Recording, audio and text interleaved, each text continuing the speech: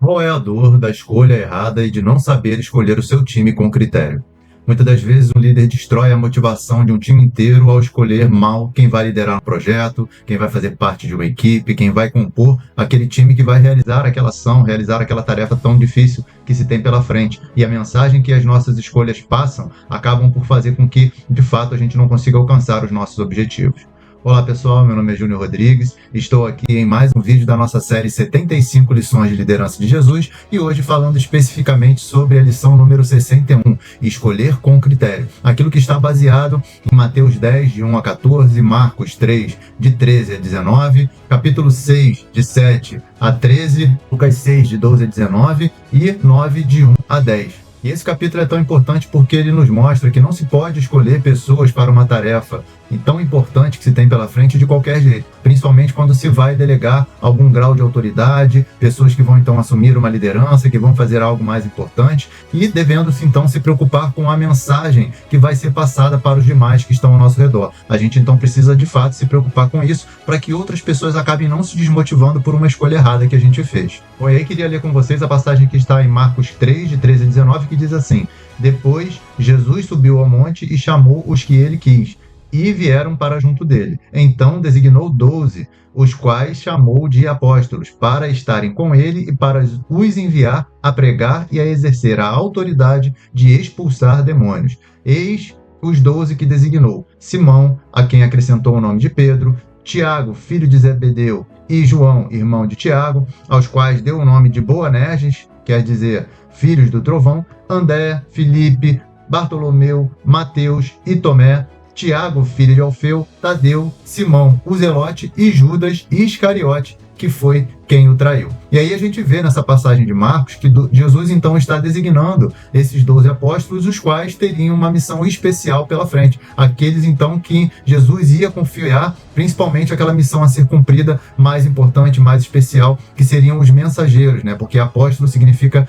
mensageiro, que leva a palavra, que leva a mensagem. E o mais incrível é que eles eram originários do povo, eles eram pescadores e eram até inclusive um mal visto cobrador de impostos e até mesmo aquele que iria trair Jesus, e não de uma casta especial da sociedade, nos mostrando que, na verdade, Jesus estava buscando muito mais o interior, a disposição, aquilo que as pessoas teriam a oferecer do que, de fato, um conhecimento prévio que eles possuíam. E aqui é interessante porque, de fato, Jesus procurou os perfis que eram os mais improváveis dentre aqueles que ele poderia escolher. E ele não foi aos fariseus. Mas por que será que ele não fez isso? Na verdade, Jesus queria mostrar que aqueles que possuíam um conhecimento, que tinham uma determinada sabedoria diante do povo, eles não tinham um conhecimento correto. E aquilo que eles tinham já previamente conquistado não era interessante. Aquilo que eles tinham para oferecer não iria contribuir para aquilo que Jesus queria construir, porque ele queria construir uma nova aliança. Ele queria construir algo novo. E isso então nos traz uma mensagem muito importante, porque Jesus, ele foi direto naqueles que não eram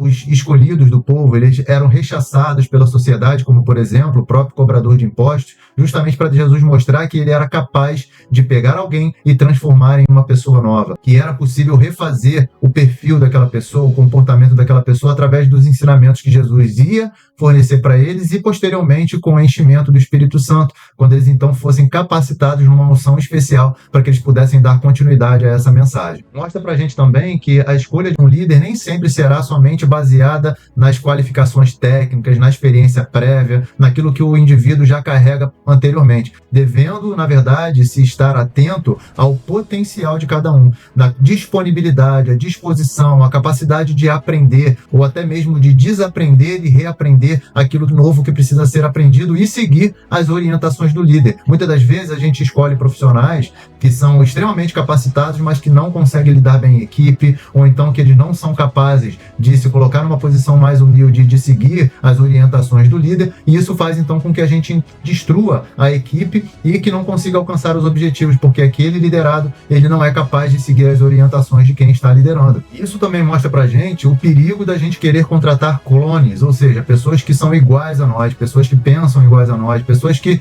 de fato sejam cópias daquilo que a gente entende como um perfil ideal que nós construímos na nossa mente, e isso fazendo com que a gente tenha um enviesamento do pensamento dentro dentro do time, fazendo com que então a gente não tenha uma diversidade, uma amplitude de experiência, de capacidade, de conhecimentos que vai complementar uns aos outros para que a gente consiga alcançar os objetivos que a equipe tem de alcançar. Isso, na verdade, acaba gerando pontos cegos dentro da equipe. Por quê? Porque pelo fato de todo mundo ter o mesmo viés, da gente então pensar mais ou menos igual, a gente acaba não olhando para pontos que, de fato, uma pessoa com experiência diferente, com conhecimento diferente, de uma forma diferente, poderia nos ajudar a enxergar. A diversidade, a multidisciplinaridade, o conhecimento mais amplo e diversificado faz com que a gente então consiga criar soluções fora da caixa, soluções que de fato param de pé e consigam resolver a dor do nosso cliente. Isso também vai fazer com que a gente consiga identificar perfis que sejam complementares e aumenta a chance da gente construir uma química dentro da equipe, fazendo com que essas pessoas elas se encaixem como uma luva umas com as outras, fazendo com que eles então consigam interagir, se comunicar, se complementar de uma forma efetiva e fazer o conceito da inteligência coletiva. Quando a gente constrói um time que é diverso, que tem experiências diferentes, isso faz então com que a gente consiga de fato construir um time forte, capaz de atingir os objetivos que a gente tem para atingir. E principalmente quando a gente está fazendo uma escolha para a delegação, isso traz um critério muito mais efetivo, muito mais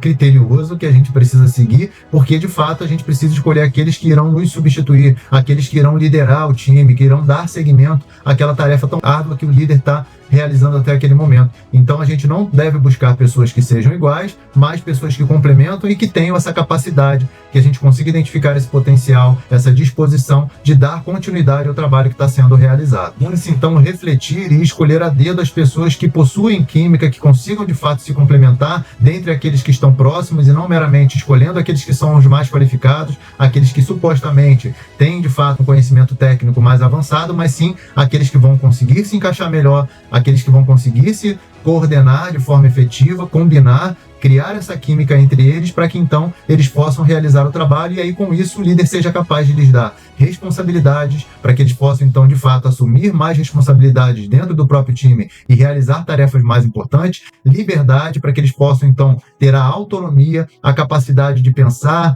de criar, para que eles possam criar soluções de fato inovadoras, poder para que eles possam tomar decisões quando for necessário e autoridade para que eles possam realizar as funções de forma efetiva, sabendo que eles estão capacitados, ordenados, disponíveis e treinados e orientados pelo líder para que eles possam fazer o trabalho de forma efetiva. Então, seguindo esses critérios de Jesus e aplicando isso para o nosso dia de hoje, a gente precisa ter essa capacidade de identificar, avaliar o potencial de cada um, sabendo qual é a disposição e qual é o perfil que complementa a nossa equipe para que a gente possa então introduzir esse indivíduo no nosso time, criando esse sentido de colaboração, esse sentimento de time, essa sensação de pertencimento, para que então essas pessoas possam trabalhar de forma colaborativa, melhorando a comunicação e conseguindo todo mundo estar alinhado perante um objetivo que se quer alcançar, todo mundo trabalhando em conjunto e se complementando para que a gente consiga alcançar esse objetivo. Bom, se você gostou desse vídeo, peço que você curta, compartilhe, ative o sininho, se inscreva no nosso canal para que você continue nos acompanhando em outras lições como essa e você se torne um líder cada vez mais efetivo, seguindo o maior, melhor e mais perfeito modelo de liderança que já existiu, que já pisou nessa terra. Um grande abraço, te espero no próximo vídeo e até breve.